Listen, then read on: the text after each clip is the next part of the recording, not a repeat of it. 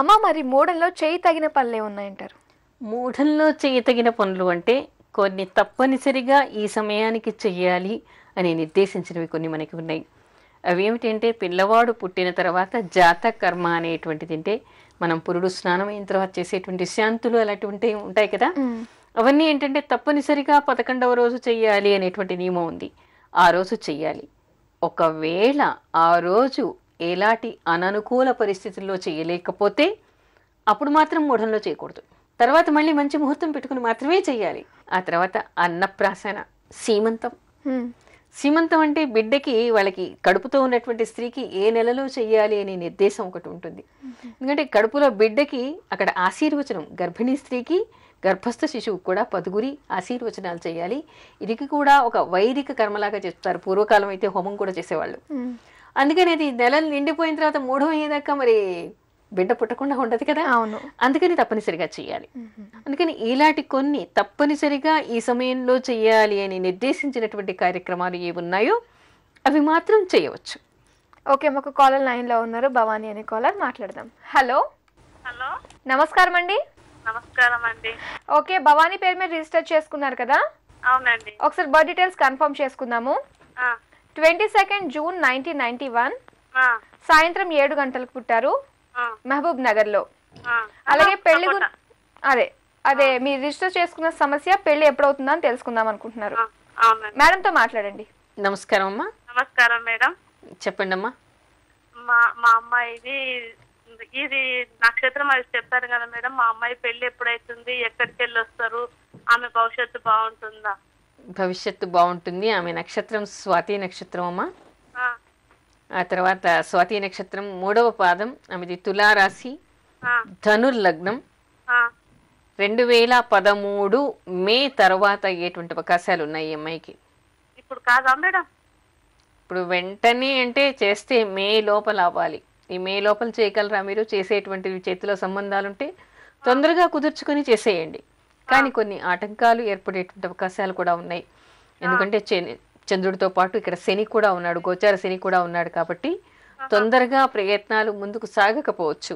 ఒకవేళ మీకు అలాంటి అవకాశం ఉండి ఇప్పటికే మీరు ప్రయత్నాలు చేసుకుని ఉంటే మాత్రం మే లోపల చేసేయండి. కానీ మేడం ఒక లవ్ దాంట్లో వాడి ఫ్రెండ్స్ అమ్మాయిని చెడగొట్టిండ్రు మేడం. ఒక అబ్బాయి ఫ్రెండ్స్ లాగుండమని చెప్పాడు. ఆ అమ్మాయిని పెళ్లి చేసుకున్నారు. మేము ఒక సంబంధం కుదుర్చుకుంటే ఆ సంబంధం పోయి చెడగొట్టేసిండ్రు మేడం. ఈ అమ్మాయికి లవ్ మ్యారేజ్ అయ్యేటువంటి అవకాశాలు తక్కువ అమ్మా. తప్పకుండా అది బ్రేక్ అవుతుంది. మీరు కంగారు పడకండి. తప్పకుండా ఇది బ్రేక్ అయ్యేటువంటి అవకాశం. శని దృష్టి కూడా ఉంది. ఘర్షణ ఏర్పడుతుంది ఇద్దరి మధ్యలో. ఘర్షణ ఏర్పడిన తర్వాత ఇది బ్రేక్ అవుతుంది. మీరు కంగారు పడకండి. ఓకే, మరి విన్నారు కదండి. మీరు కోరుకున్నట్టే మీ అమ్మాయికి అరేంజ్డ్ మ్యారేజ్ అవుతుంది. ఆల్ ది బెస్ట్ అండి. ఓకే అమ్మ, చాలా మంది ఏంటంటే రాశి ఫలాలు చూసుకుంటూ ఉంటారు ప్రతిరోజు కూడా. చాలా ఛానల్స్ ఉన్నాయి, అన్ని మార్చుకుంటూ కూడా చూస్తూ ఉన్నారు. అసలు మరి ఈ రాశి ఫలాలు అందరికీ వర్తిస్తాయంటారా? రాశి ఫలాలు అంటే మనకి మొత్తం రాశులేమో 12 కదా. 12 రాశులు. మరి 12 రాశుల్లో మొత్తం అందరికీ ఉన్నటువంటివి అంటే చెప్పినటువంటివి అందరికీ అంటే టోటల్ పాపులేషన్ డివైడెడ్ బై 12 అని. మరి అందరికీ అవి వర్తిస్తాయా? ఇక్కడ మనకి జ్యోతిష్ శాస్త్రం ఏం చెప్తోంది? ఎవరి జాతకంలో నడిచేటువంటి దశాంతర్దశల్ని బట్టి దానికి తోడు గోచారాన్ని కూడా చూసుకుని 2 కలిపి మాత్రమే అన్వయించుకోవాలి. కాకపోతే పాపగ్రహాలైనటువంటి కొన్ని గ్రహాలు, ఇప్పుడు మనకి కుజుడు కానీ శని కానీ ఇలాంటివి ఉన్నప్పుడు, తర్వాత దీర్ఘకాలంగా ఉన్నటువంటి కొన్ని గ్రహాల దశలు అంటే గోచార రీత్యా వచ్చినప్పుడు ఏమిటంటే అవి చెడు ప్రభావాన్ని చూపించేటువంటి అవకాశం ఉంటుంది. కాబట్టి శాంతులు చేసుకోవడం కోసం మనం రాశి ఫలాలని చూసుకోవాలి. కనీసం సంవత్సరానికి ఒకసారైనా మనం రాశి ఫలితాలు తెలుసుకోవాలి. అయితే మరి గ్రహాలు ఎన్ని రోజులకు ఒకసారి రాశులు మారుతూ ఉంటాయంటారు? ఇది చాలా మంచి ప్రశ్న. ఇది చాలా మంది తెలుసుకోవాలి. మనకి శని ఒక రాశి మారటానికి 2.5 సంవత్సరాలు పడుతుంది. గురువు ఒక రాశి మారటానికి సంవత్సర కాలం పడుతుంది. రాహుకేతువులు ఒక రాశి మారటానికి 18 నెలలు పడతాయి. తర్వాత కుజుడు ఒక రాశి మారడానికి 45 రోజులు పడుతుంది. బుధుడు, శుక్రుడు, ఆ తర్వాత రవి కూడా దాదాపు 29 నుంచి 30 రోజుల కాలంలో ఒక రాశిలో ఉంటారు. వాళ్ళు అలా మారుతారు. ఒక్క చంద్రుడు మాత్రమే 2.5 రోజులకి ఒక రాశిని మారుతాడు. ఓకే అమ్మ, మరి రాశి ఫలాలు కాకుండా ఇంకా జ్యోతిష్యంలో తెలుసుకోవాల్సిన విషయాలు ఏమైనా ఉన్నాయంటారా? చాలా విషయాలు ఉన్నాయి. అంటే సామాన్యులు కూడా తెలుసుకోవాల్సినటువంటి విషయాలు చాలా ఉన్నాయి. ఇప్పుడు మీరే మూఢం గురించి తెలియదు అన్నారు, రాశులు గ్రహాలు ఎప్పుడు మారుతాయి అన్నారు, అసలు రాశి ఫలితాలు అందరికీ ఈ రోజు వర్తిస్తాయా అని అడిగారు.